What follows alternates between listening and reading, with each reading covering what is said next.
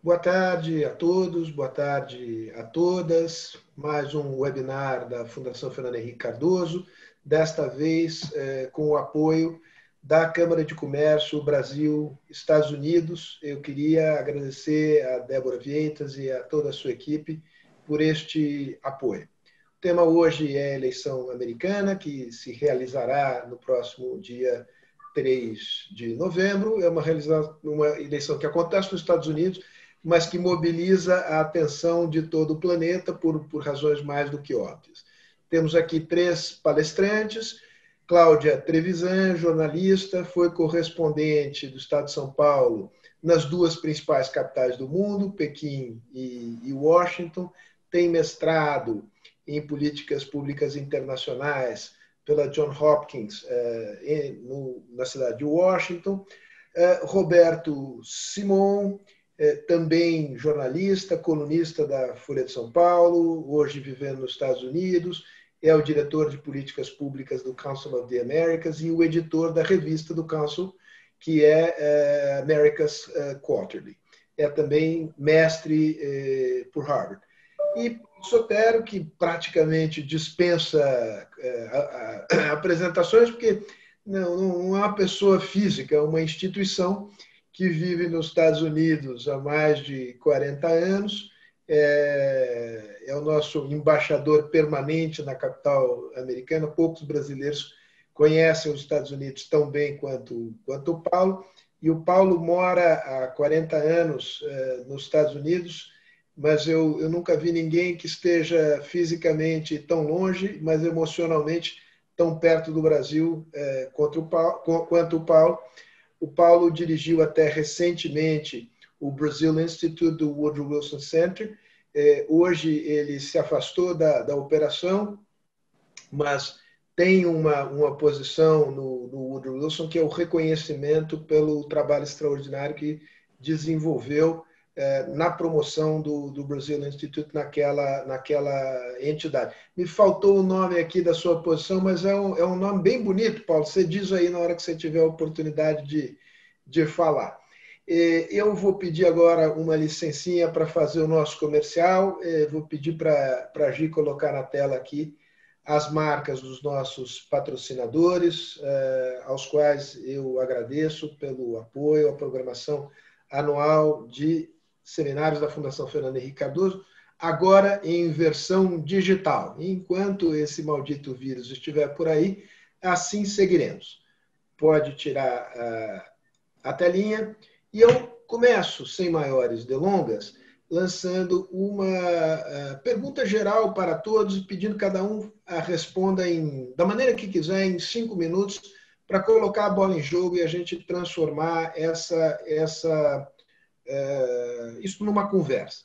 Eu vou pedir licença aqui para seguir o critério de precedência etária, de experiência, e vou pedir ao Paulo, pedindo licença a Cláudia aqui para burlar a lei do Ladies First, e pedir ao Paulo que responda a pergunta: o que há de diferente, de particular, de peculiar nesta próxima eleição americana?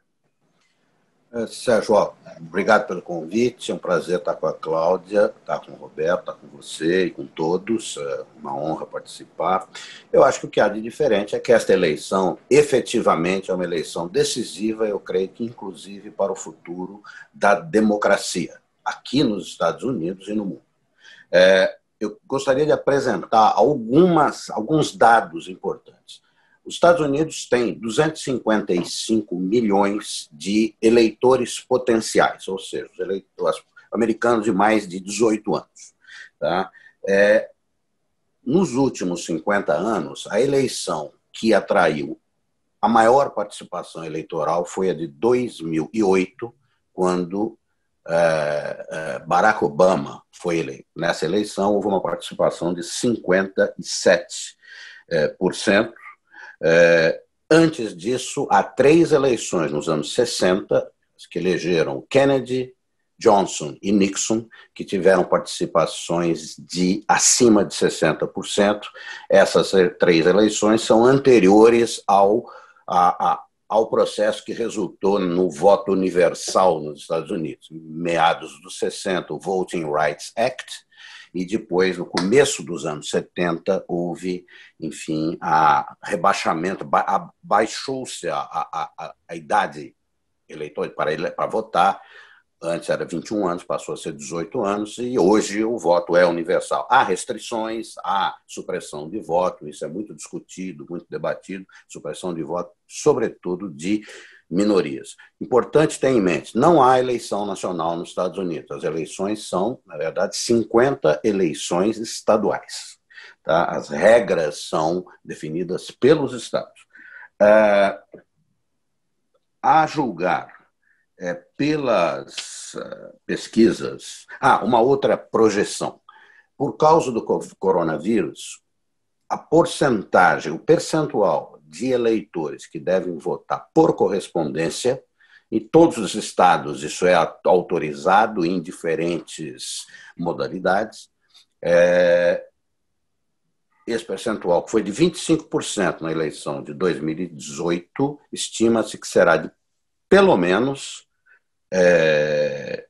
50%, podendo ser mais, podendo ser de 60% ou mais por cento de eleitores que se manifestam via voto por correspondência. Aqui em Maryland, por exemplo, você quer votar por correspondência, você recebe, todos os residentes recebem um documento no qual você pede o seu voto. Tá? Nós já pedimos, a Heloísa e eu somos eleitores, já pedimos os nossos votos e votaremos por correspondência, porque é mais conveniente, nós somos já da faixa de risco do Covid e faremos assim. A julgar, Sérgio, pelas projeções no momento, o Biden está à frente. Se as eleições fossem hoje, eu acabo de ver a projeção do colégio eleitoral, que é o que conta para definir a eleição, ele está com uma média de 8% a 10% à frente do Trump, inclusive nos chamados battleground states, dos estados decisivos, que são 14, 15, 16, dependendo de quem faz a conta, onde as diferenças são mais apertadas. Nesses estados, o Biden está à frente por diferenças de 3% a 5%. Mas isso deve, naturalmente, apertar. E você tem, então, um panorama, eu acho que inclina-se para o Biden, mas você deve considerar esse panorama bastante indefinido ainda, com possibilidades, eu insisto, mais favoráveis, ele está mais para o Biden. O último dado importante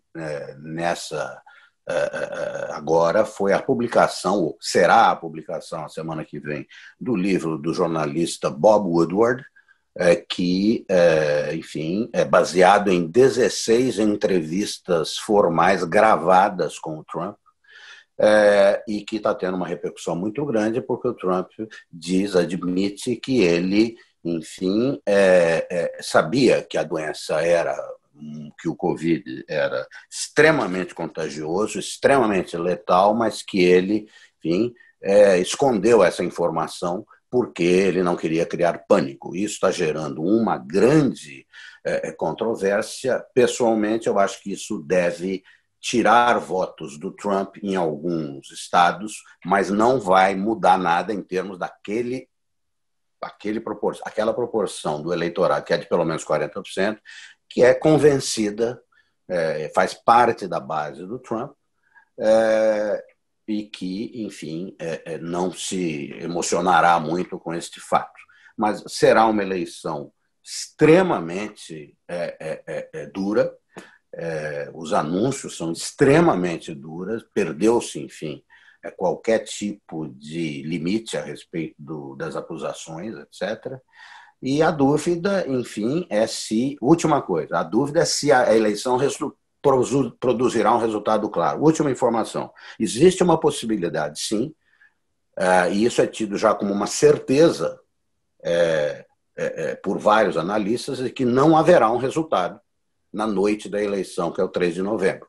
Nós não teremos, não saberemos o resultado, porque haverá não apenas resultados muito próximos em vários estados, mas está claro que os dois candidatos já têm legiões de advogados prontos para contestar as eleições onde perder nesses estados.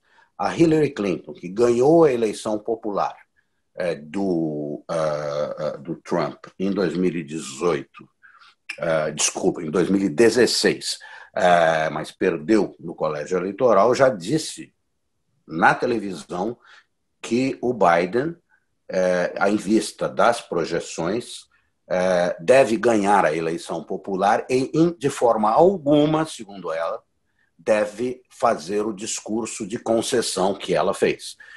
Então, nós podemos ter uma situação, e eu termino aqui, em que você poderia ter disputas judiciais em vários estados que poderiam levar semanas, o Trump falou em meses, para ser resolvido, e poderia criar, no limite, um cenário muito curioso, que é o de chegarmos ao 20 de janeiro, que é a data da posse do presidente, a posse dada pela Constituição, e não termos um candidato declarado, porque o candidato só será o vencedor se o perdedor admitir que perdeu. Nesta hipótese, que hoje é remota, mas não pode ser descartada, a Nancy Pelosi, que é a presidente da Câmara dos Deputados, deputada democrata, liberal, assumiria até que a situação se resolvesse, e neste cenário que eu acabo de escrever, ela só poderia se resolver, ela só se resolveria com uma decisão da Suprema Corte, como aconteceu em 2000, quando o George W. Bush perdeu a votação popular nacional para o então vice-presidente Al Gore, mas perdeu por 0,5% na votação nacional, mas ganhou por pouco mais de 500 votos num distrito eleitoral da Flórida, enfim, e o Al Gore reconheceu o resultado, o Bush foi empossado. Nós podemos ter uma repetição do episódio de 2000 na Flórida, multiplicado por, enfim, por um número igual ao dos estados onde as eleições seriam contestadas, e poderia ser até uma dúzia. Mas paro por aqui. Muito bom, Paulo. Cláudia, agora com você, de novo a mesma pergunta. O que você destacaria nesta eleição americana de 3 de novembro? Tá, em primeiro lugar, obrigada pelo convite. É um prazer estar aqui com você, com o Simon, com o Sotero e com os que estão nos ouvindo. Complementando o que o Sotero disse, eu acho que essa eleição promete ser muito tumultuada. O Trump está levantando uma série de questionamentos sobre a lisura do processo eleitoral, está repetindo que a votação pelo correio não é segura, apesar de todas as evidências em contrário, e ele se recusou a dizer que reconheceria o resultado da eleição caso ele seja o perdedor. Então, eu acho que se não houver, se nenhum dos dois ganhar de maneira avassaladora, eu acho que vai haver um questionamento do resultado da eleição.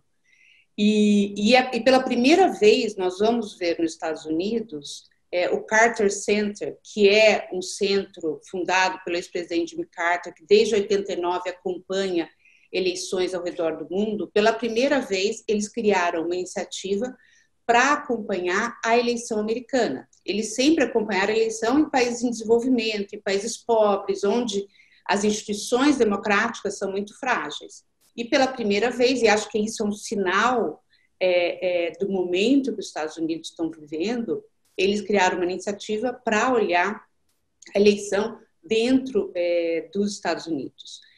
Outra coisa que eu acho que pode acontecer também, se o Trump vier a ganhar, eu acho que há uma grande probabilidade, vários analistas estão dizendo isso, que o Biden ganhe o voto popular.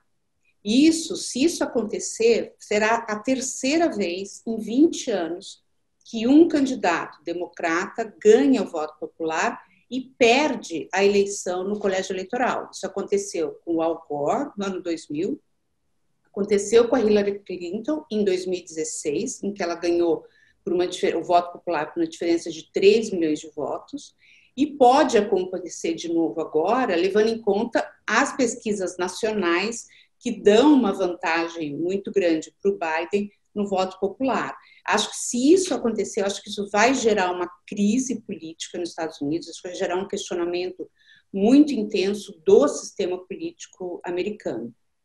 E acho que a outra coisa que eu vejo como novidade é o fato de a China ter sido eleita como o grande alvo na política externa, tanto do Trump quanto do Biden.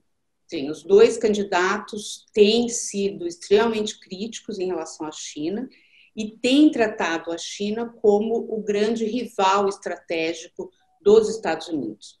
E isso reflete, em grande parte, a opinião pública americana. Houve uma queda muito grande do percentual de americanos que veem a China de maneira positiva.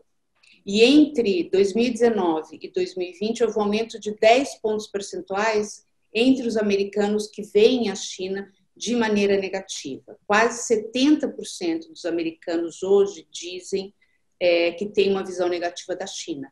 E esse percentual é particularmente alto entre os republicanos, entre os eleitores do Trump, o que ajuda, eu acho, a explicar a estratégia dele de transformar, de usar a China como o grande inimigo externo.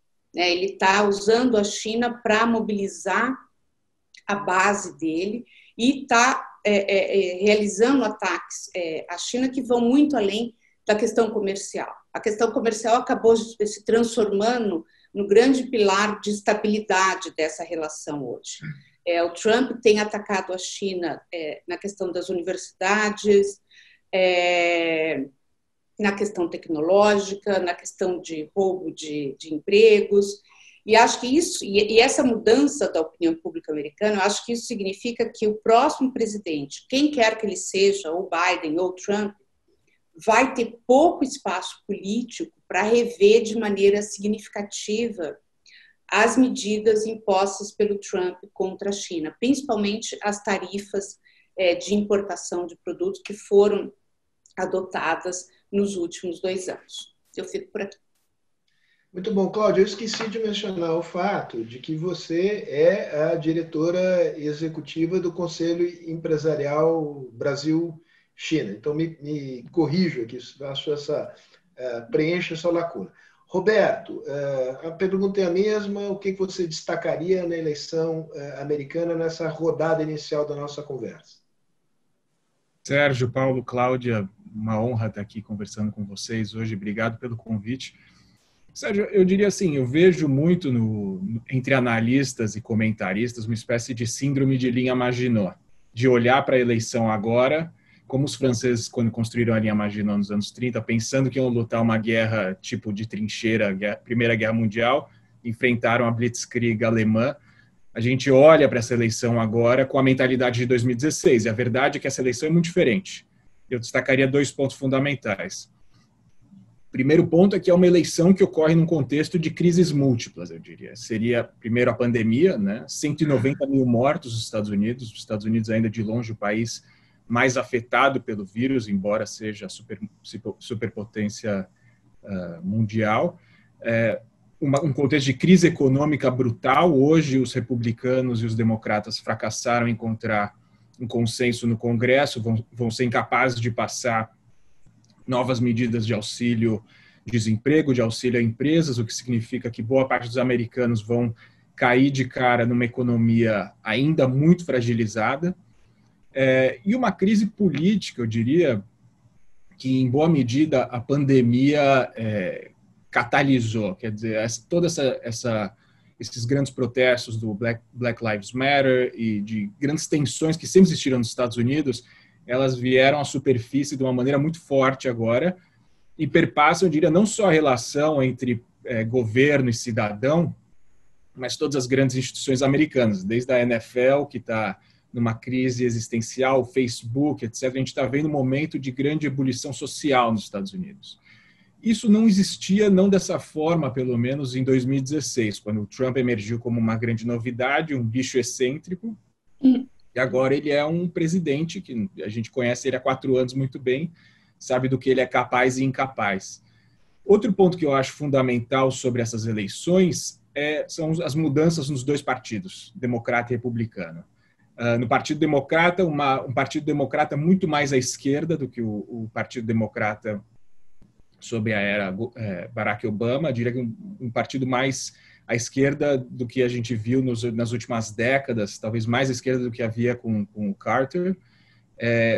E o Biden, ele dentro das primárias, ele um pouco apareceu como um candidato sem uma visão de policy muito forte, quer dizer, um comunicador, uma pessoa com uma trajetória política grande, mas ao contrário de outros como Bernie Sanders, Elizabeth Warren, ele nunca teve uma plataforma muito clara, grandes temas de política que são caros a ele.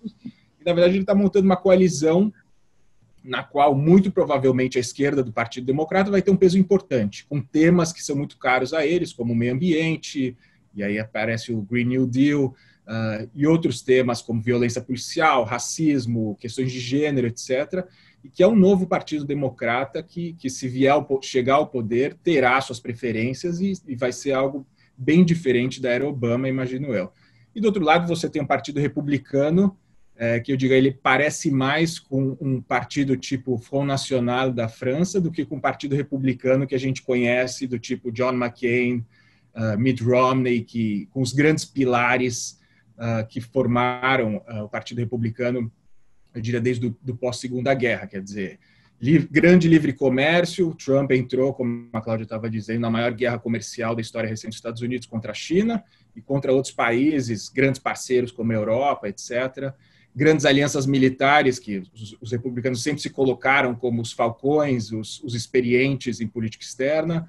Trump foi para cima de todos os grandes aliados da OTAN, Japão, Coreia do Sul, coisas que seriam inimagináveis antes, e mesmo temas de política doméstica, como a relação dos governos locais com Washington. Os republicanos sempre quiseram e se colocaram como pessoas que valorizavam o governo local. Hoje a gente vê, por exemplo, tropas federais sem identificação intervindo para conter protestos no Oregon, o que faria os pais fundadores dos Estados Unidos talvez ter um derrame, imaginar o governo federal intervindo dessa forma nos estados. Quer dizer, isso tudo são grandes violações dos preceitos básicos do Partido Republicano, e a gente tem um novo Partido Republicano, para quem acompanhou a convenção do partido, ele é sobre o Trump. Até tinha um artigo muito bom do Luz, que é o correspondente do Financial Times aqui nos Estados Unidos, falando que o Partido Republicano é o que o Trump quiser agora. As verdades são o que o Trump falar, e a família Trump tem um papel especial dentro do partido. O que aconteceria com o Partido Republicano se o Trump perder? Aí também é uma questão interessante, acho que a gente pode abrir para debate depois. Mas eu apontaria esses dois pontos, quer dizer, um contexto de crise sistêmica, ou várias crises, e uma polarização e uma dinâmica partidária única, que a gente não tinha visto antes. Ótimo. Roberto, eu vou puxar esse teu fio, enfim, das múltiplas crises e da polarização, para perguntar a todos vocês, nos começo pelo Paulo, quais são as questões decisivas neste processo eleitoral? O que move a grande maioria dos eleitores numa ou noutra direção? Paulo?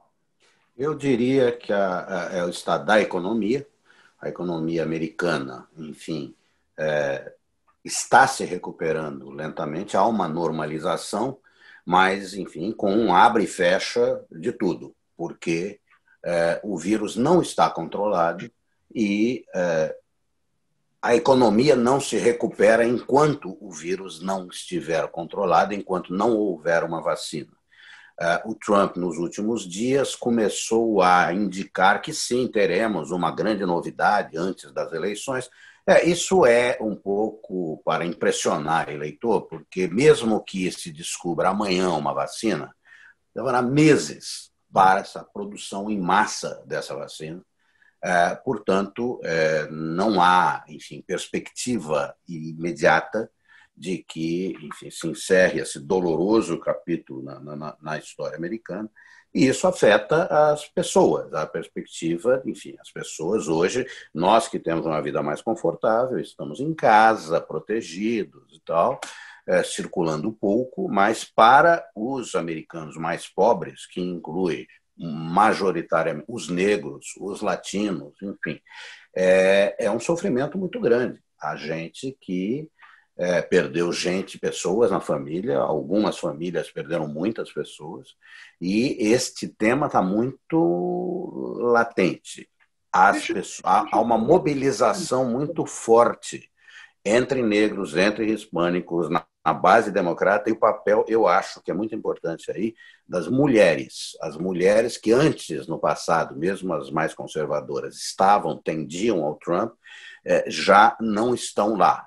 O Trump conta com uma base sólida, mas cadente entre os eleitores brancos de baixa escolaridade e o dado curioso, novo nessa eleição, segundo o Military Times, ele não conta com o apoio da maioria dos militares, dos eleitores que são, enfim, que são também eleitores, são militares e também eleitores. Deixa eu aprofundar esse tema da economia, porque ela tem paralelos interessantes com o Brasil. E eu volto aqui ao que mencionou o Roberto, a respeito do impasse que se criou no Congresso em relação a uma segunda rodada, vamos dar o nome brasileiro, de auxílio emergencial para a população americana. E o impasse se criou porque, digamos, os republicanos não aceitaram subscrever um pacote de ajuda mais robusto proposto pelos democratas. Aos olhos brasileiros, eu diria, mau movimento eleitoral. Digamos, entrega um trunfo eleitoral muito importante para os democratas. E, nesse sentido, revela que o Trump não aposta neste tipo digamos, de mecanismo de transferência de renda como um instrumento eleitoral importante. É porque, de fato, a sociedade americana é diferente ou aí a velha ideologia do Partido Republicano de Estado pequeno interfere no cálculo eleitoral mais imediato? Paulo, Roberto, Cláudia... Quem quer pegar essa bola?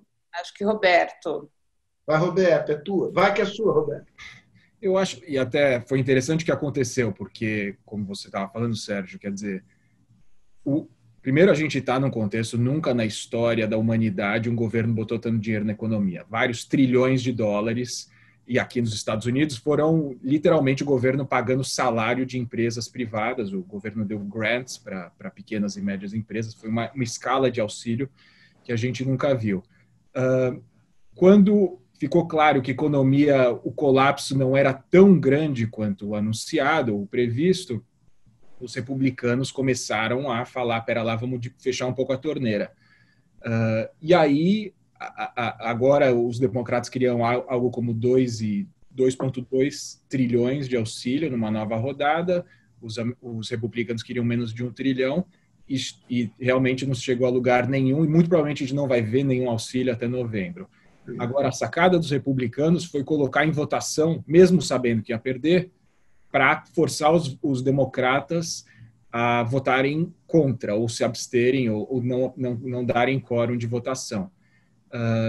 Quer dizer, então, e aí você entra agora no debate Fox News contra a MSNBC, nesse contexto de comunicação política nos Estados Unidos, que é muito polarizado. Você vai ligar no prime time a Fox News, vai estar o apresentador da Fox News explicando que foi totalmente culpa dos democratas, e você muda para a CNN ou para a MSNBC, a mesma coisa culpando os republicanos, e você tem essas bolhas aí com os eleitores-chave, e aliás é uma coisa que explica muito o fato de que a gente não viu grandes movimentos na intenção de voto ao longo dessa corrida eleitoral, né? Nem mesmo depois das convenções, quer dizer, claramente, a gente está num contexto de grande polarização, precisa ver agora com essa revelação do Woodward qual vai ser o impacto, mas em nenhum momento a gente viu uma grande guinada por alguma coisa que o Trump falou, deixou de fazer, ou o Biden, alguma gafe. Não vimos isso. E também é algo que faz com que alguns forecasters aí se sintam mais confortáveis em dizer que o Biden é um grande favorito. Portanto, esse mundo, acho que tem o mundo real, onde as coisas acontecem, são os fatos, e existe o mundo da representação, onde acontece a conversa política, e você tem dois grandes blocos. A batalha vai ser pela franja mínima que está no meio daí desses dois blocos, os eleitores indecisos em estados-chave. Quer dizer, a eleição nos Estados Unidos é sobre alguns milhares de pessoas na Flórida, na Pensilvânia, na Carolina do Norte, e agora a gente entrou numa fase que os candidatos, principalmente os vice-presidentes, candidatos a vice-presidentes, estão no terreno. Quer dizer, agora a Kamala Harris foi para a Flórida, foi para Pensilvânia falar com gente e tentar mexer nessas margens, que vai ser realmente o que vai decidir a eleição. Vamos lá. Cláudia pediu para... Deixa eu só, Cláudia, eu vou te passar agora, só dar um anúncio aqui para todos que estão nos assistindo. Nós estamos aqui com meia hora de conversa. A gente vai chegar nos temas de política externa, Estados Unidos, China, Europa e, evidentemente, Brasil. Estamos terminando aqui de esgotar os aspectos referentes à eleição americana por razões óbvias, porque alguma diferença fará quem for o vencedor. Cláudia, a palavra é tua. Não, só pegando o gancho da polarização que o Roberto mencionou, esse é um processo que está em andamento nos Estados Unidos já há mais de uma década. 15 anos, há uma acentuação da polarização. Mas o grau de polarização atual é inédito. Sim, democratas e republicanos vivem em universos paralelos. Eles consomem notícias de fontes paralelas, eles vivem em lugares diferentes, eles têm estilos de vida diferentes. E as pesquisas mostram que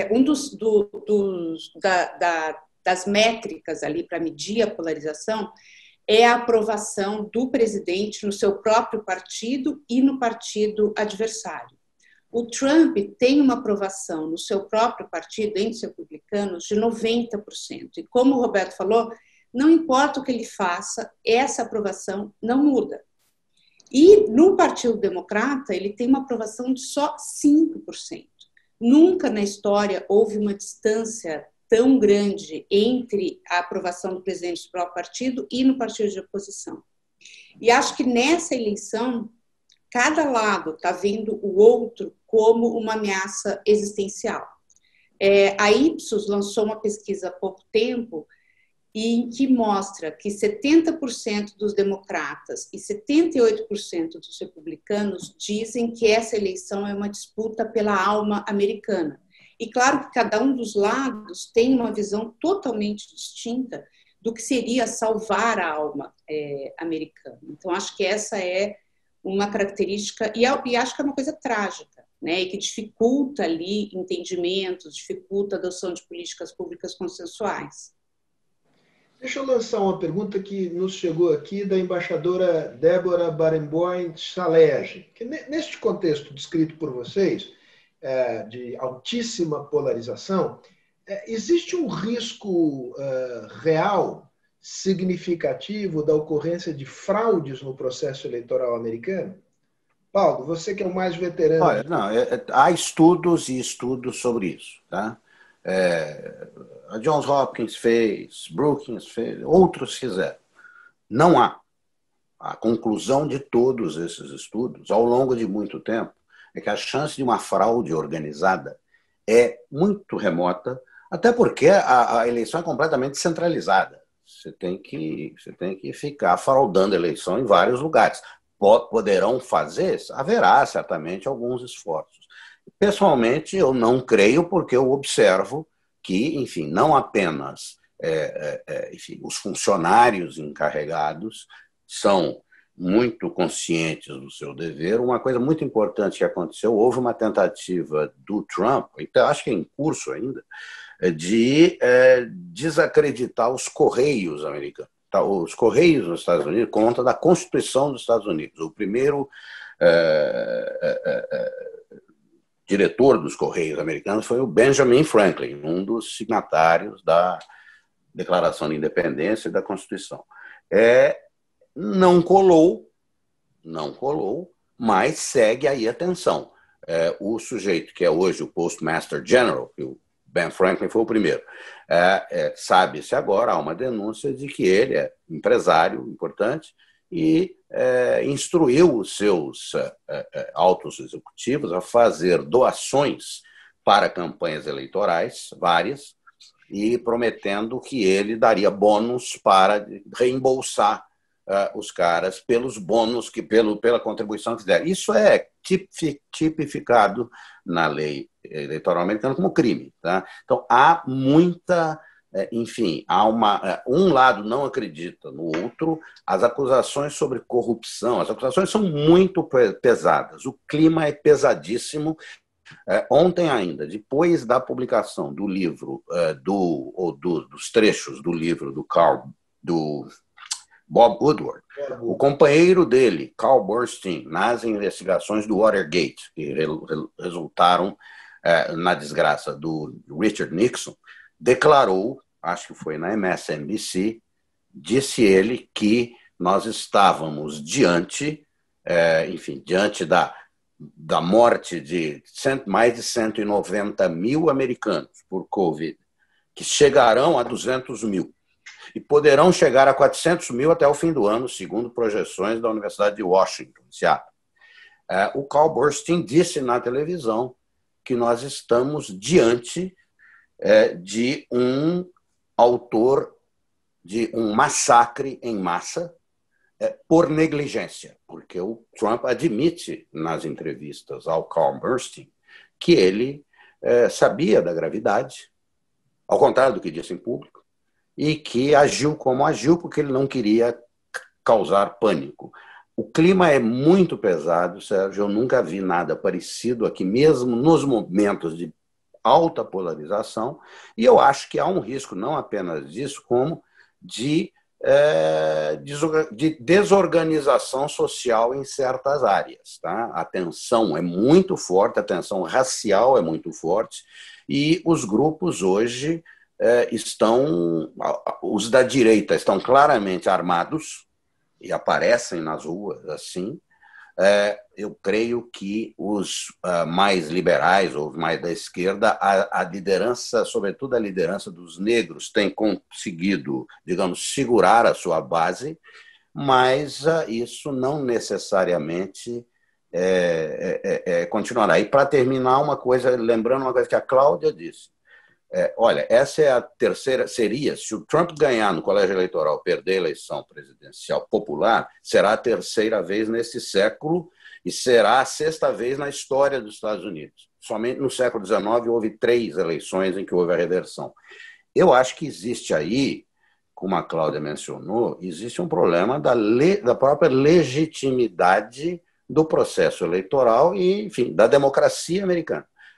Que sempre foi celebrada pela sua excepcionalidade, etc. Olha, não é tão excepcional assim, é certo? Eu acho que na nossa nobre Alagoas já aconteceram coisas, já se comportam-se muito melhor hoje, depois de terem passado tudo que passaram no passado, em matéria de fraudes, etc. Nós estamos diante de um cenário de uns Estados Unidos um tanto irreconhecíveis.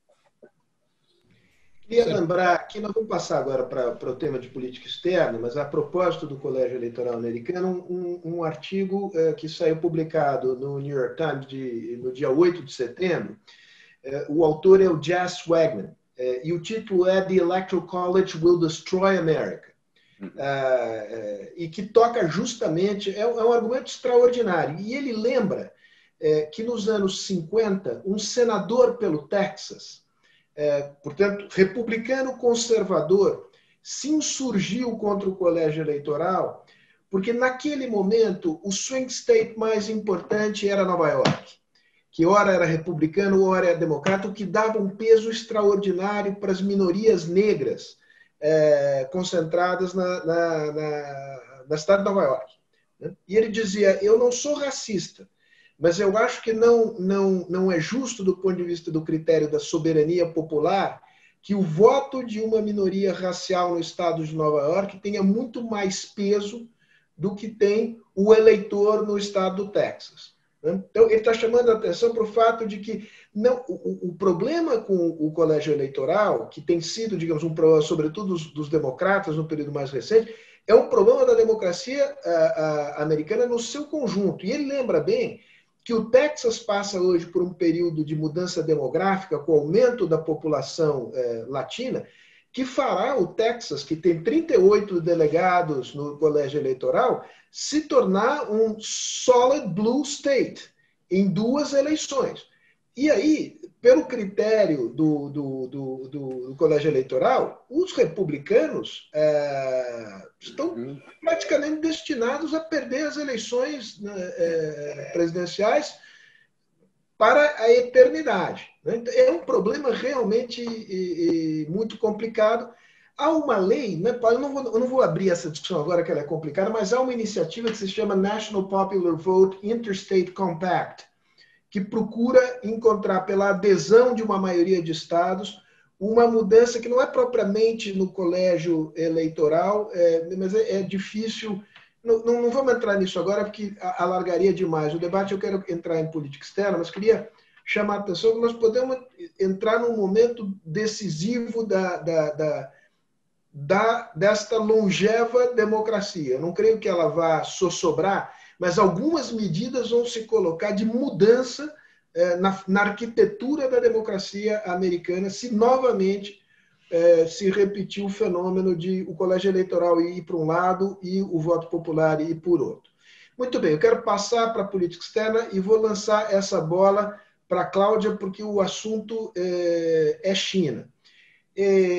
Nesta disputa pelo poder mundial, o que chama a atenção é que os Estados Unidos, pela sua divisão interna, se encontram numa posição de relativa comparável fragilidade.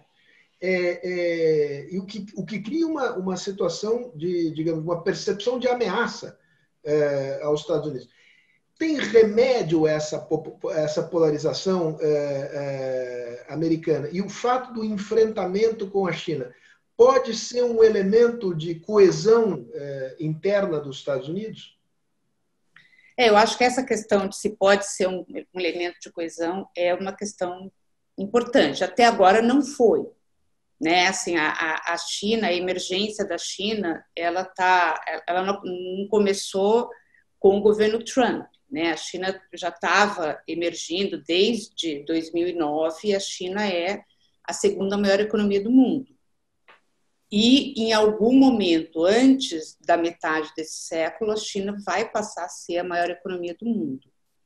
Eu acho que a polarização americana, e acho que o Roberto e o Paulo têm muito mais condições do que eu de falar sobre isso, mas eu acho que ela é algo que está tão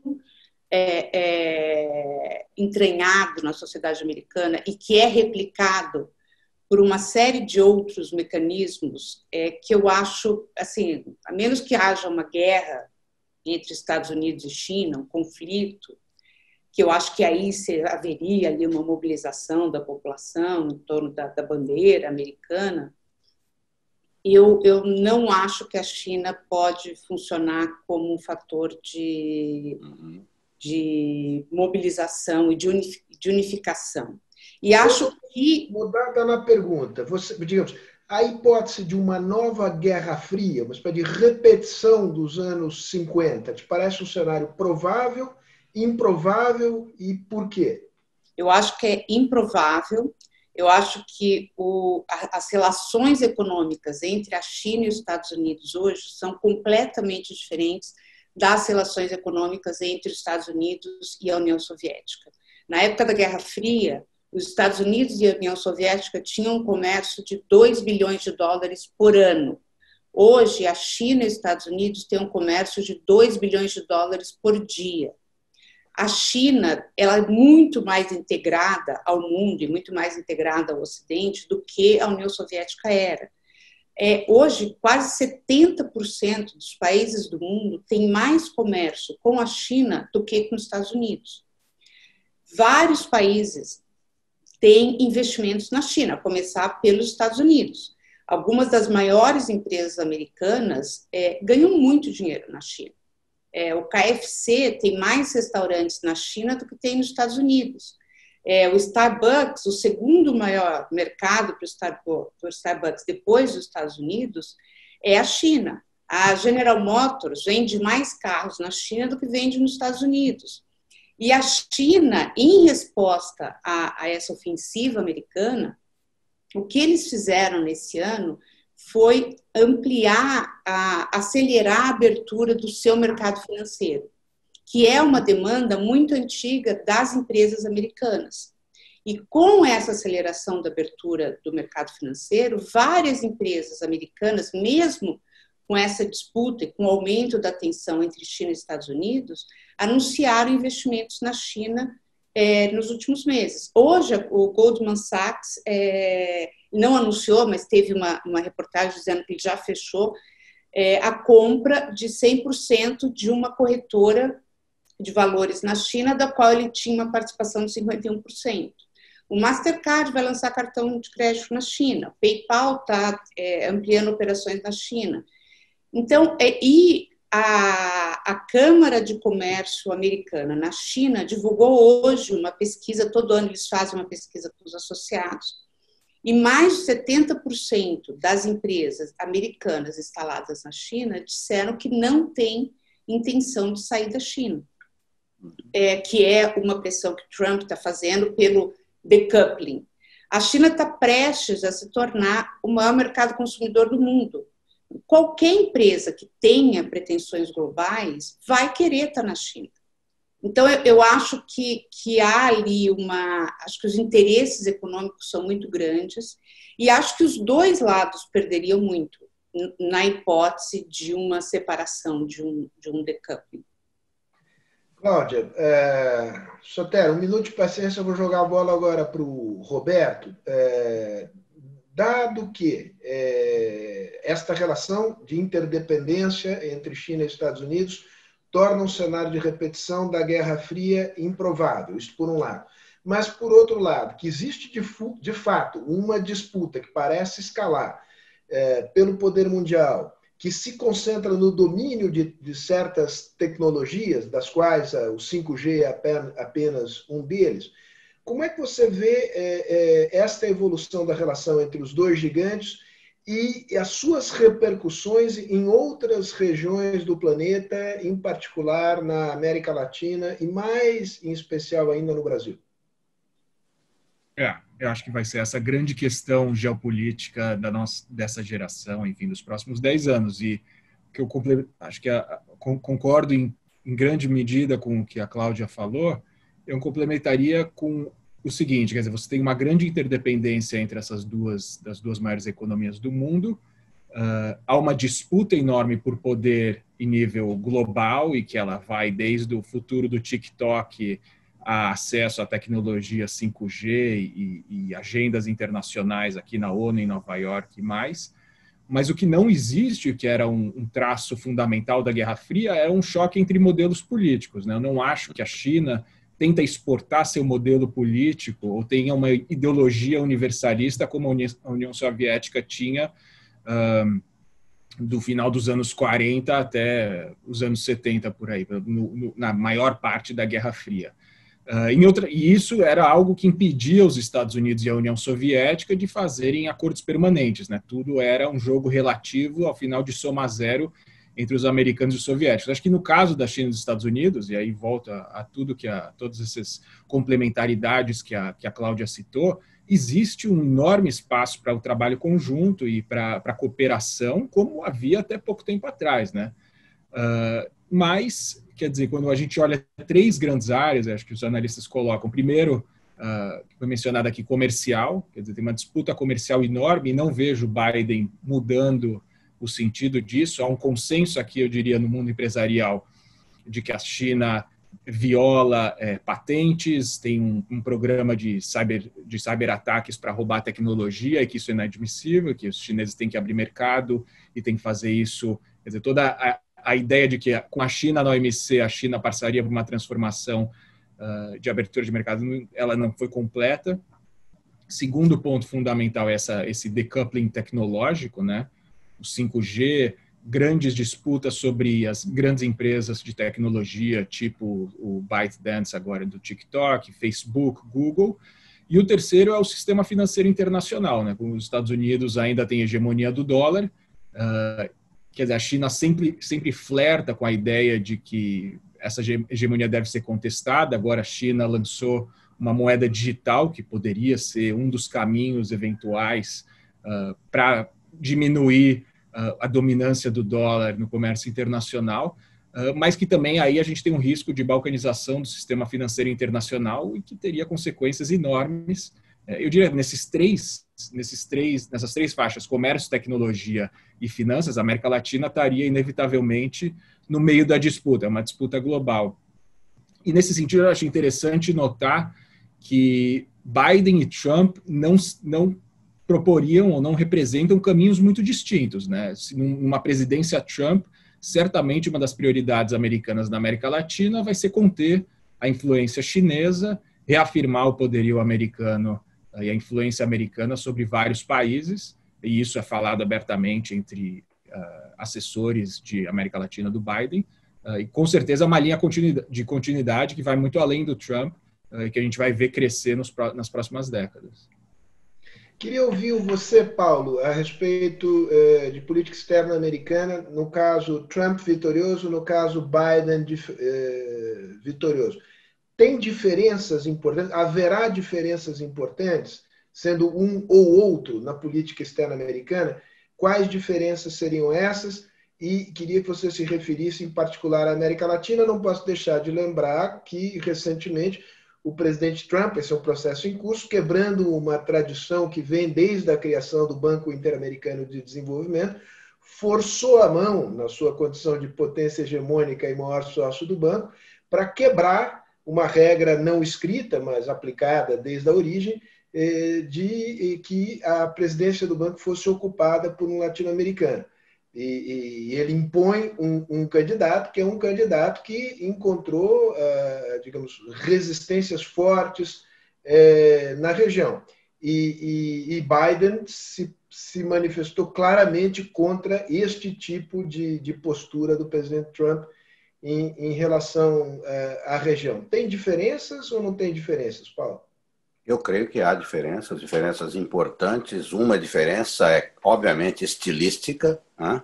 O Biden seria o presidente, mas na linha, enfim, tradicional dos Estados Unidos, de valorizar talvez um dos seus maiores ativos na ação internacional, que é o chamado soft power. Os Estados Unidos meio que quase que inventaram isso. Foram muito beneficiados por sua capacidade de mobilizar as vontades, né, a seu favor. O Trump não sei se ele sabe o que é soft power. Ele não parece ter muita preocupação com ele gosta de impor. O Trump enfim, a representação do pior estereótipo que você possa ter dos Estados Unidos, imperialista, etc, etc. Ele, inclusive, deve gostar muito disso, de ser lembrado disso. Eu acho que as diferenças são muito grandes.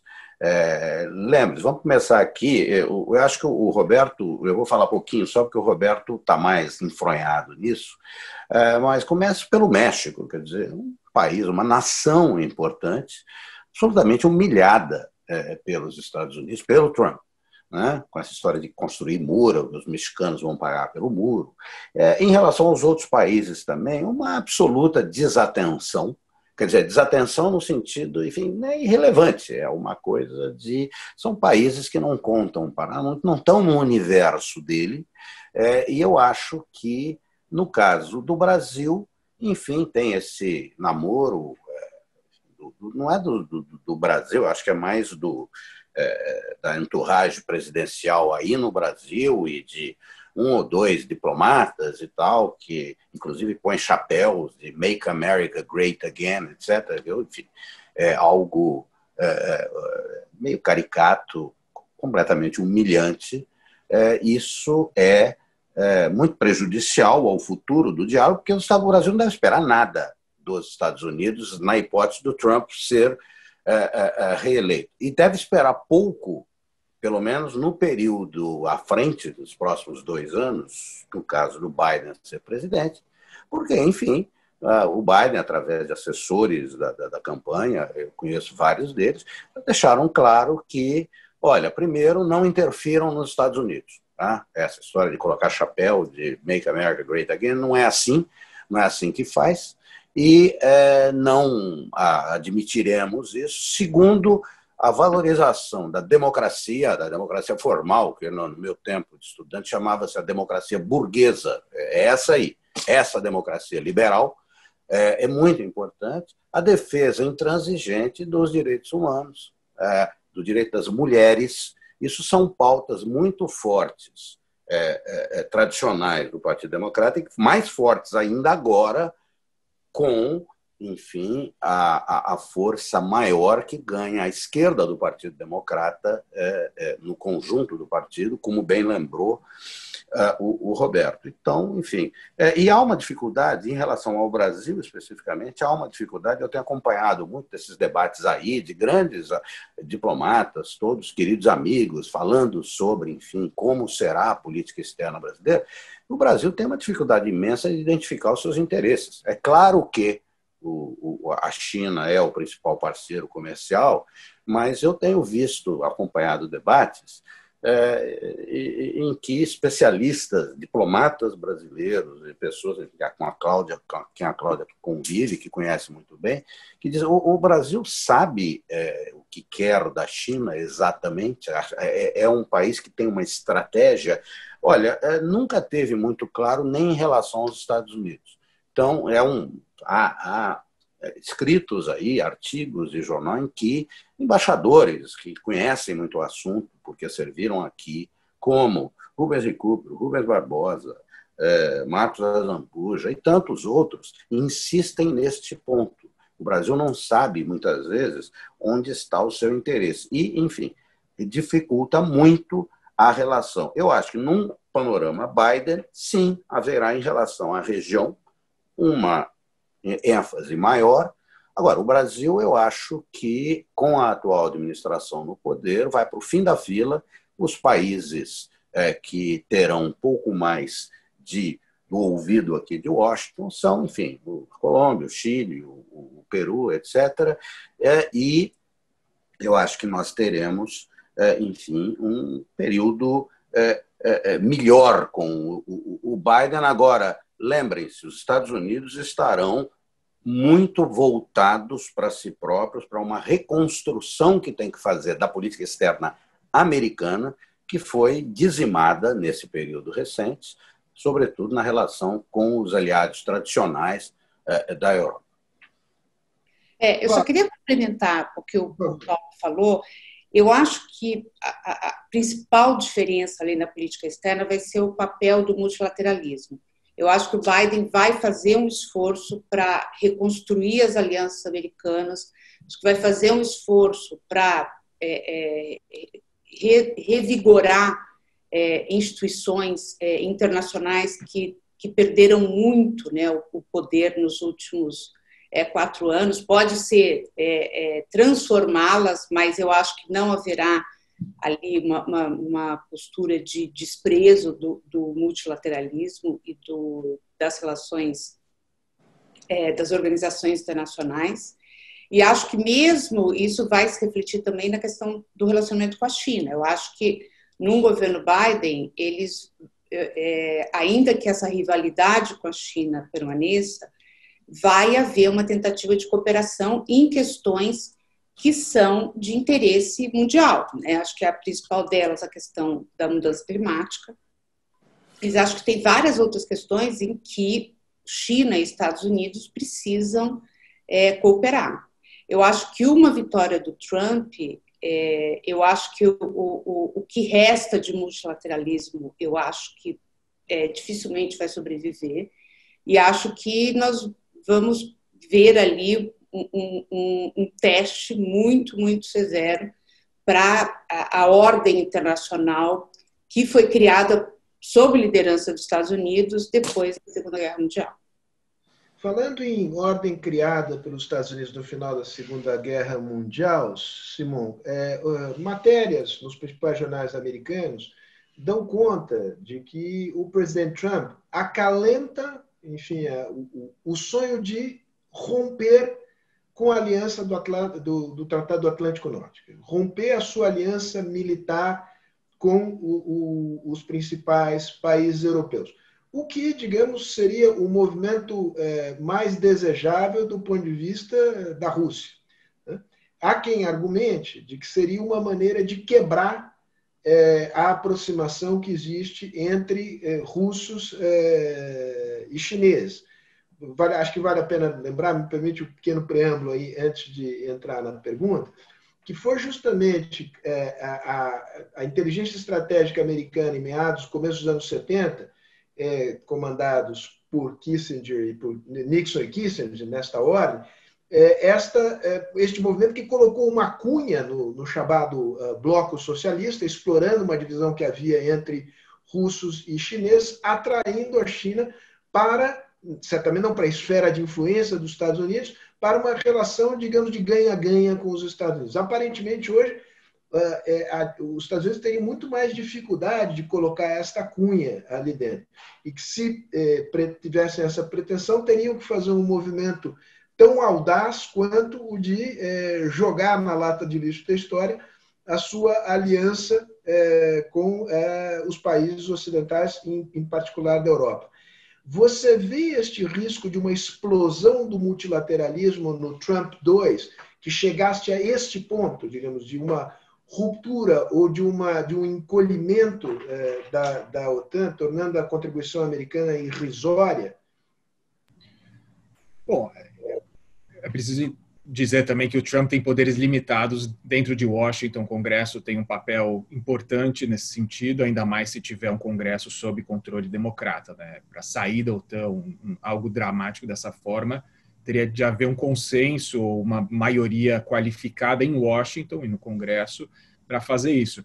O que eu acho aí, o paralelo, acho interessante que você fez, quer dizer, a jogada Nixon-Mao foi um grande jogo estratégico de xadrez. O que me parece que o Trump faz é colocar para fora esses instintos dele de oposição à ordem liberal que foi construída no pós-guerra, sobretudo, como a Cláudia estava falando, aos mecanismos de governança internacional, quer dizer, guerra declarada à OMC, boicote total da OMC inédito, vandalismo diplomático, como o Zedillo, o ex-presidente do México, falou, na ONU, quer dizer, contra a Unesco, contra o Conselho de Direitos Humanos, contra a OMS em meio à pandemia.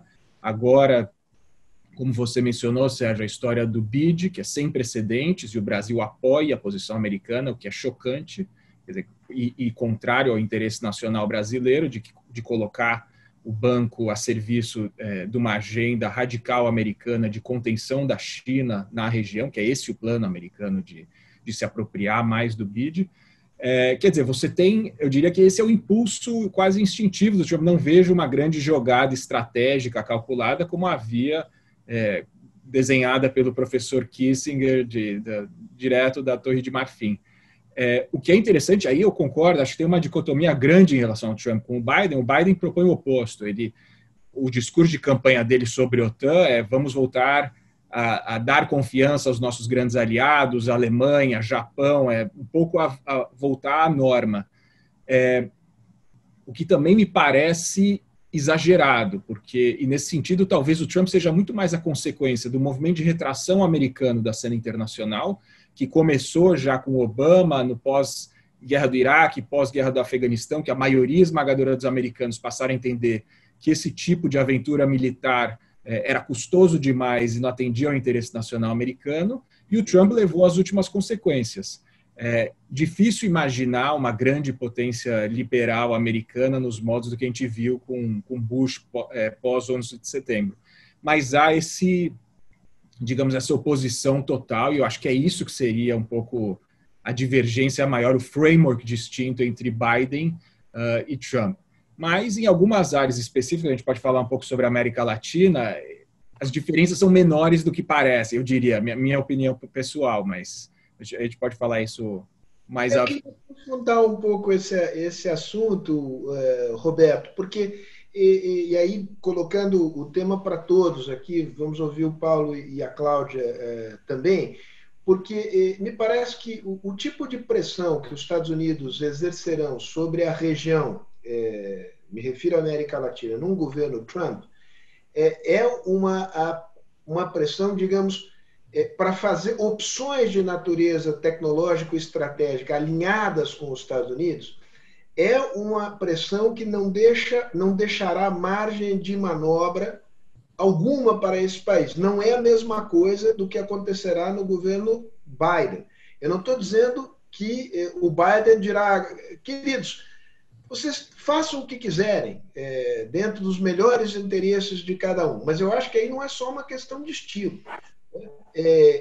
Me dá a impressão que o Trump jogará a cartada do ou estão contra mim, ou estão comigo, ou estão contra mim.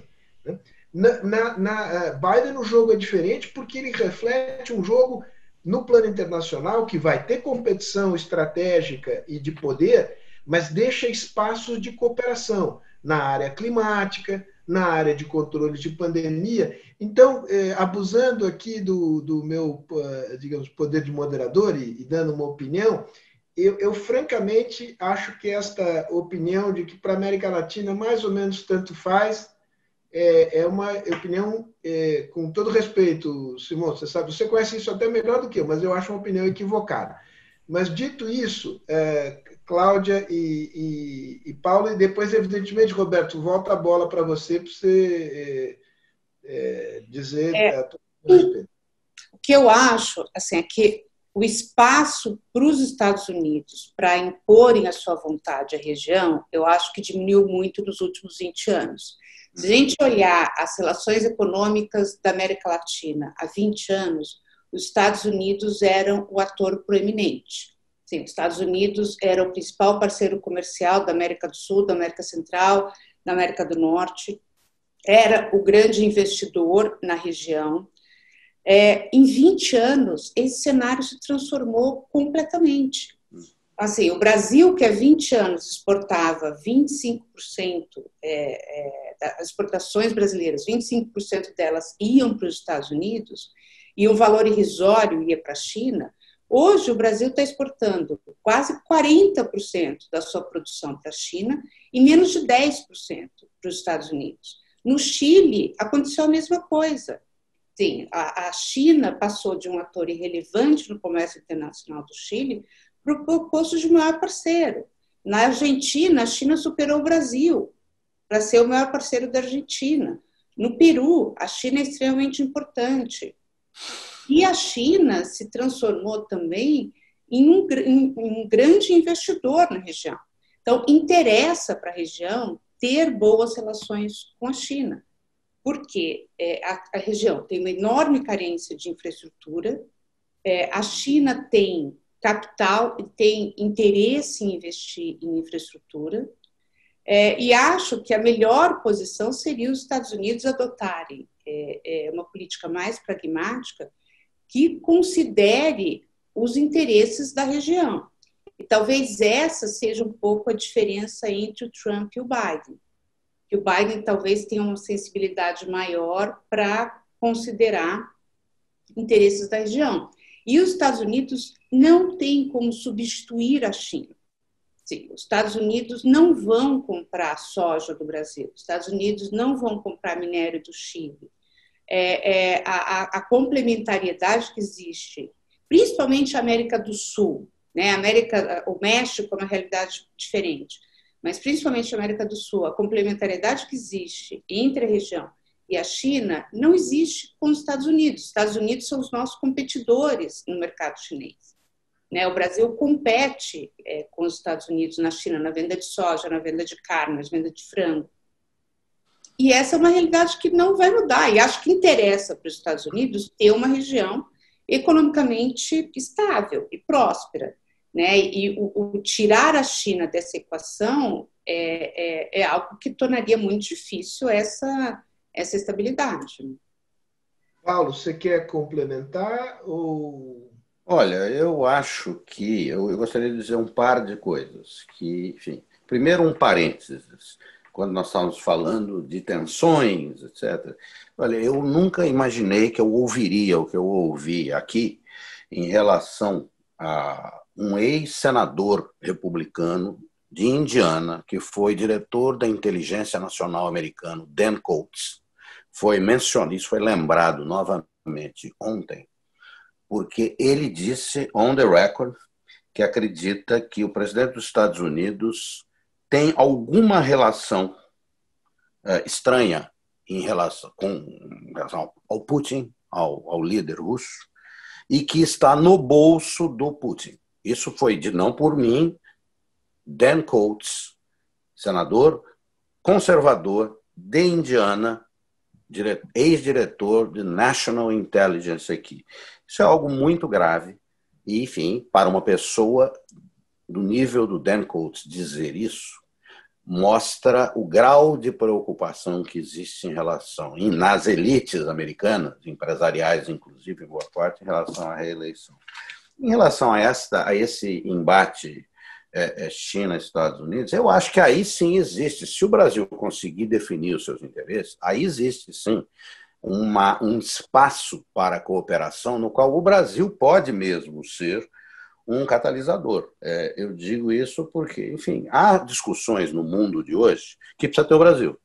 Um Brasil inteligente, não um Brasil subserviente, sabujo, que é segurança alimentar, clima. O Brasil é central nessas discussões. Recentemente, um grupo importante de ex-ministros da Fazenda e ex-presidentes do Banco Central do Brasil lançaram uma agenda. Enfim, isso está no centro da preocupação deles, porque se nós quisermos ter uma política climática importante que atenda aos interesses do Brasil, isso não é para atender o interesse de ninguém, o interesse do Brasil, você tem que se modernizar, você tem que investir nisso, e aí está uma área em que eu creio que abriria espaços importantes para o Brasil junto a um governo Biden, e abriria espaços importantes também para o Brasil junto ao governo chinês. Veja, há temas nos quais o Brasil é meio que indispensável. Agora, o Brasil precisa descobrir, definir qual é o seu interesse e passar a agir desta forma, enfim, deliberadamente. Outro dia eu vi num desses webinars uma notícia que a Cláudia dirá se é correta ou não, mas uma pessoa que entende, estuda muito essa relação Brasil-China, dizendo-se impressionada com o número de jovens brasileiros investindo em aprender a língua chinesa, a língua predominante da China, a conhecer a China mais, e enfim, o número de empresas brasileiras que pedem conselhos de universidades que estudam China, etc. Eu vejo aí um caminho, tá, em que o Brasil pode investir em seu próprio benefício e conseguir uma coisa que teve em relação aos Estados Unidos, uma cooperação em educação, em ciência, etc., mas nunca realmente se valorizou muito fora dos estamentos específicos. Eu acho que o Brasil, numa visão assim, muito otimista, tá? Porque para quem anda aqui nessa depressão do Covid, em que há a possibilidade de, num futuro aí, num horizonte de 2, 3 anos, presumindo uma vitória do Biden. Eu presumo, vocês devem já ter intuído qual é a minha posição nesta briga aqui, né, que eu deixei muito, muito pouco clara, né, Sérgio? Mas, enfim, eu penso que num cenário Biden, que eu acho que é o cenário mais provável, abre-se uma possibilidade forte para o Brasil atuar, claro, depois de mudanças que nós, brasileiros, deveremos também enfrentar, considerar aí no Brasil. Roberto, evidentemente que a bola vai para você aqui, mas, enfim, como eu estou aqui nessa empreitada de convencê-lo de que tem diferença, eu vou acrescentar mais um tema importante. Muitos não é o caso do Brasil, porque o Brasil tem uma capacidade de financiar a sua dívida internamente, no mercado interno. Mas para muitos países da região, a dívida externa é um componente muito importante do endividamento público esse que vai crescer, tem crescido ao longo da pandemia. A região terá imensas dificuldades se não contar com o apoio do FMI. Começa pela Argentina e isso expande para outros países. Faz toda a diferença uma administração Biden ou uma administração Trump do ponto de vista da política financeira americana, do Tesouro americano, de maneira direta e pela via do FMI. Opinião minha. Mas, Roberto, vamos lá. Agora é com você. Sérgio, eu concordo contigo que tem diferenças importantes entre Biden e Trump na região. Chegamos onde queríamos. Não. Tem diferenças importantes, mas eu acho que tem linhas de continuidade grandes e fortes que estão sendo ignoradas nesse momento. Quando você olha a caricatura do Biden, parece que no dia 21 de janeiro ele vai estar com a faca no pescoço do Bolsonaro e de guaiabeira com o Evo, que não vai ser isso. A caricatura que se faz na Flórida e em outros lugares é isso. O que eu quero dizer, assim, duas áreas que acho que vão ser muito diferentes entre Trump e Biden. A primeira, a imigração, que é algo que tem um impacto tremendo na América Central, e agora, com a coalizão, de novo, que o Biden tem, há de se esperar um governo muito mais progressista do que, por exemplo, Obama foi, e a alternativa é um Trump com uma política imigratória de ampla violação dos direitos humanos, de separação de famílias, etc. Uma diferença abissal. Outro ponto fundamental, que acho que os dois divergem, relação Estados Unidos-Cuba. O Biden já falou explicitamente que quer retomar o processo de aproximação que o Obama, de normalização das relações, né? O Obama normalizou, abriu embaixada em Havana, o Trump destruiu completamente esse processo, impôs mais sanções, e aí, quer dizer, você também tem dois planos contrários explícitos. Agora, olhando questões-chave da região, que eu acho que haverá uma certa continuidade. A primeira, Venezuela, que é um dos grandes temas aqui. Eu acho impensável, nesse momento, que o governo Biden abandone o Juan Guaidó ou que retire grande parte das sanções que foram impostas à Venezuela, que, aliás, datam do governo Obama. As primeiras sanções contra a Venezuela foram por violações de direitos humanos impostas pelo Obama.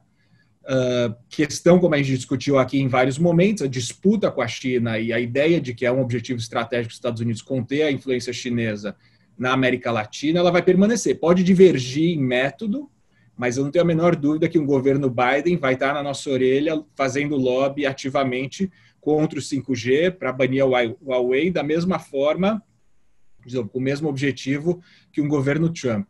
E aí você tem ajustes, eu diria, nas margens, em relações bilaterais, eu vou chegar no Brasil. Mas, por exemplo, hoje a relação da Colômbia com o governo Trump é uma relação de unicarne, muito próxima. Haverá um entendimento, eu acho que a Colômbia é historicamente um aliado regional dos Estados Unidos.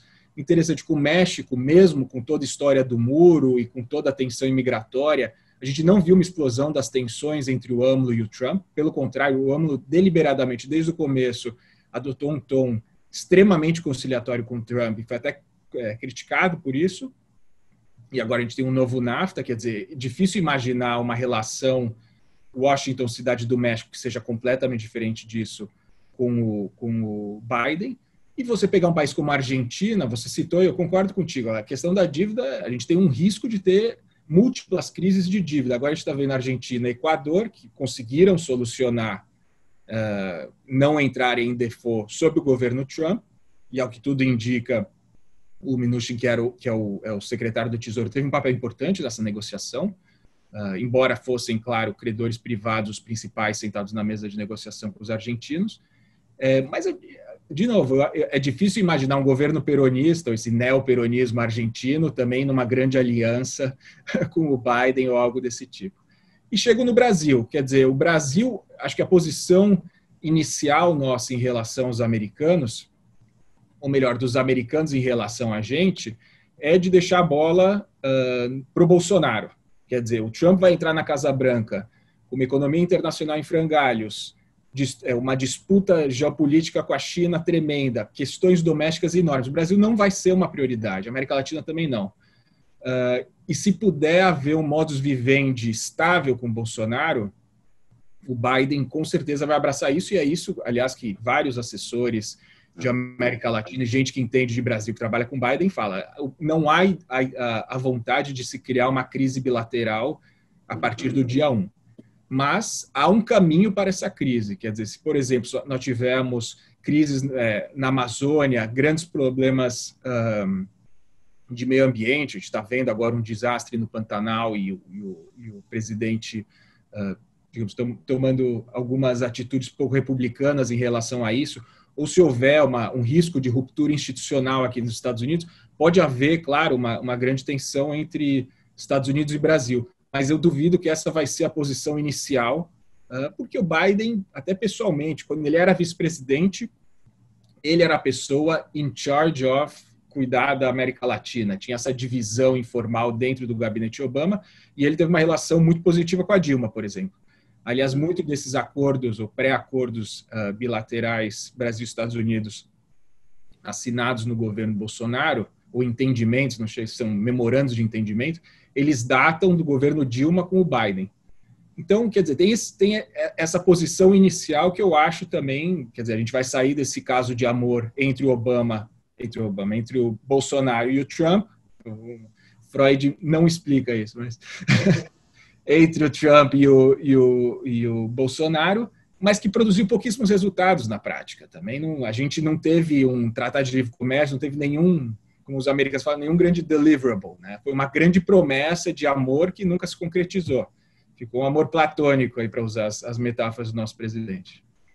Roberto, ótimo. Fechamos um consenso aqui. Nós estamos nos encaminhando para o finalzinho. Queria fazer duas perguntas do público para a Cláudia, porque as duas têm a ver com China. Uma é a pergunta do Alex Strum, que é qual é a visão de Pequim sobre a eleição americana. E a outra é, se digamos, é uma pergunta da Margarida Nepomuceno. Ela disse se a proeminência da China é o fim do multilateralismo.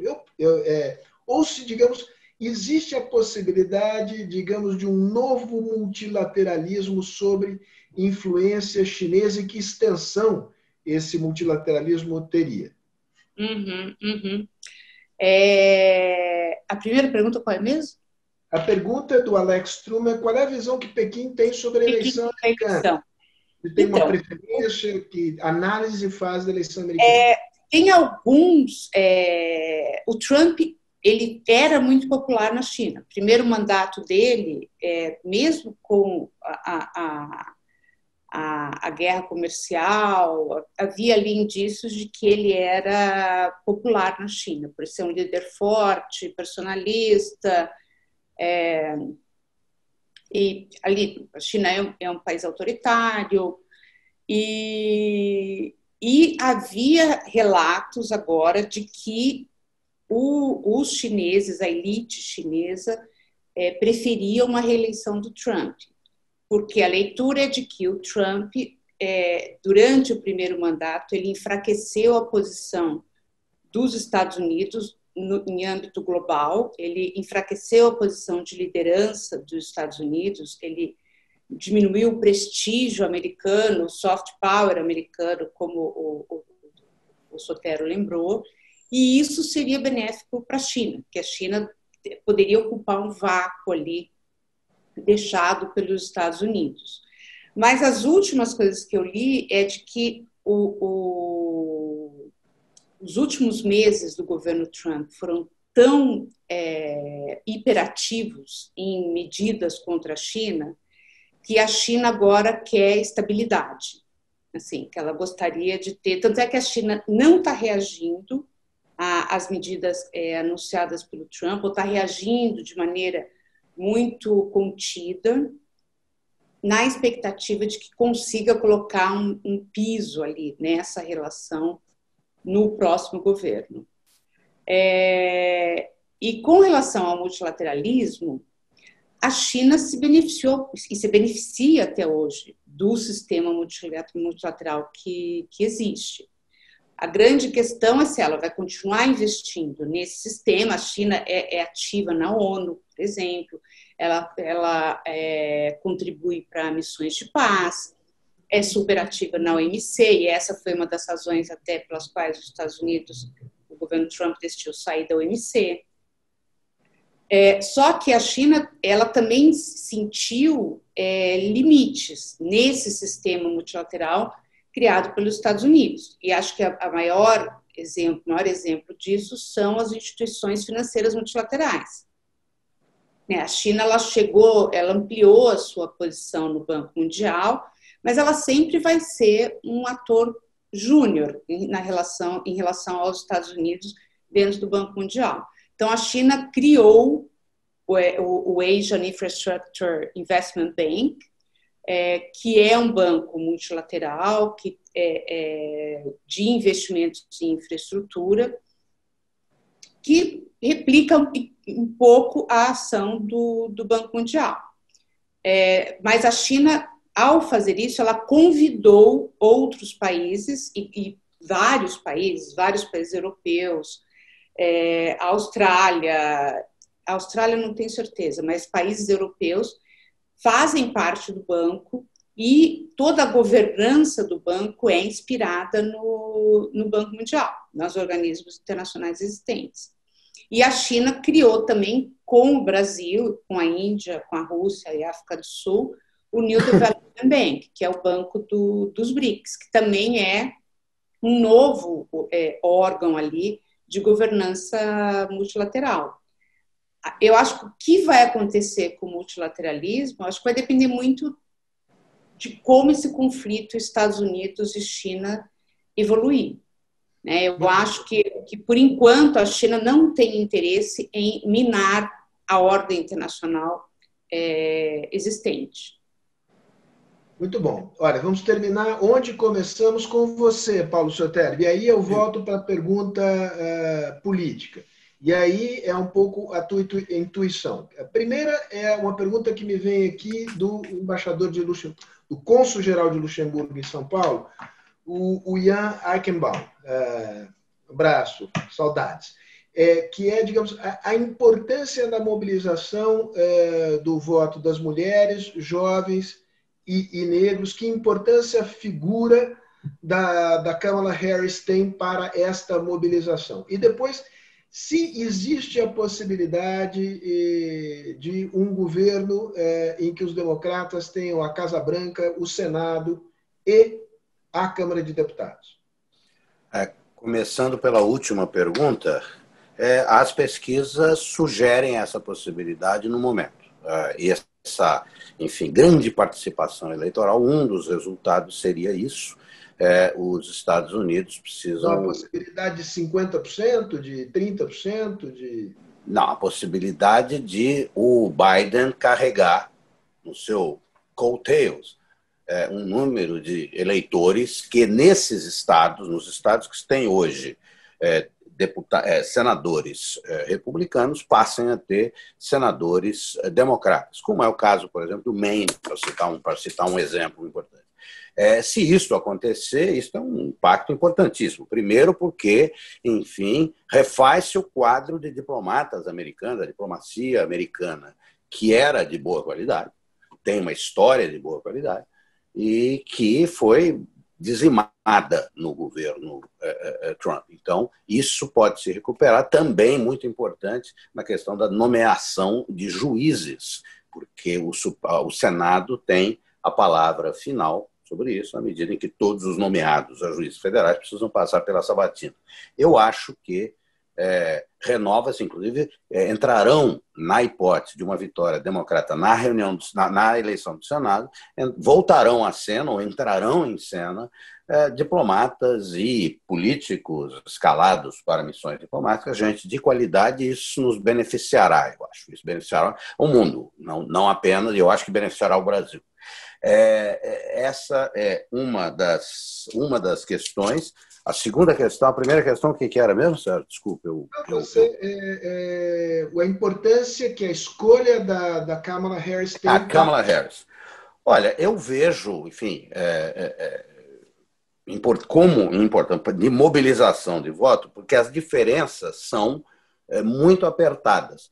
Pode fazer diferença num sentido positivo para a candidatura Biden, como também pode fazer diferença num sentido negativo. Uma das coisas reveladas no passado recente, enfim, que é o chamado racismo estrutural nos Estados Unidos, vai muito bem, obrigado, né? E a presença da Kamala Harris pode tanto mobilizar mais democratas, eu acho que entre as mulheres isso é verdade, entre os negros certamente é verdade, e a demografia sugere uma coisa que saiu outro dia na PBS, na rede de televisão pública dos Estados Unidos, que é a única qual eu realmente presto atenção, é que o diferencial que existia entre eleitores, por causa das mulheres e dos hispânicos, de 16 para cá, praticamente desapareceu o gap, o fosso que existia entre o grupo de eleitores, preferencialmente mulheres e hispânicos, e os eleitores brancos de baixa escolaridade. Esses eleitores brancos de baixa escolaridade tinham uma vantagem, apareciam na proporção de comparecimento do eleitorado em 16 de uma forma muito forte. Segundo um levantamento agora da PBS, essa diferença, esse fosso aparentemente desapareceu, e isso se deve à migração das mulheres brancas para a candidatura Biden e também dos hispânicos. Isso pode ser um sinal, enfim, do impacto da Kamala Harris, porque a Kamala Harris é, enfim, uma americana multirracial. Ela é do Caribe, ela é da Índia, ela é uma pessoa muito preparada, é promotora de justiça no principal estado dos Estados Unidos, o mais populoso, é secretária de justiça, e eu acho que vai ter um papel muito importante, se o Obama for eleito, no restabelecimento nos Estados Unidos do primado da lei, que sai muito enfraquecido do governo Trump. Muito bem, chegamos ao final. Ian, vou te pedir desculpas, é que você mandou uma segunda pergunta, mas já fora do tempo normal de jogo, então não vou poder transmiti-la aqui ao Paulo. Vou ter que encerrar, e encerrar com um imenso agradecimento à Cláudia, ao Paulo e ao Roberto. Eu acho que fizemos aqui um debate, enfim, e o elogio a vocês de excelente qualidade, uma conversa entre amigos que se respeitam, que se conhecem, e acho que foi útil para quem nos assistiu, e foram muitos, cerca aqui no meu painelzinho aqui, cerca de 200 pessoas, e este nível de participação de 200 pessoas se manteve ao longo de 1h30 de conversa nossa aqui, que eu acho que é um sinal eloquente de que o pessoal gostou. E não foi só o pessoal do Zoom, também tivemos o público no Facebook, que também é um público numeroso. Muitas vezes não tão atento quanto o pessoal do Facebook. Termino aqui o comentário. É muito curioso que esse mundo em que nós vivemos, porque os números do Facebook são estrondosos. Quando você vai ver o tempo em que a pessoa permanece ali, prestando atenção, ouvindo, etc., confesso que o meu espanto e decepção é grande, e o que me faz valorizar ainda mais esse espaço em que é possível ter tempo para refletir, discutir, ouvir o outro, divergir, voltar. Então, eu agradeço a todos, mas agradeço em particular aquelas quase 200 pessoas que nos acompanharam ao longo aqui de 1h30 de conversa. Então, um abraço a todos, fiquem bem e... Tchau. Tchau. Um abraço grande. Um abraço, Sérgio, a todos, Paulo, Cláudia.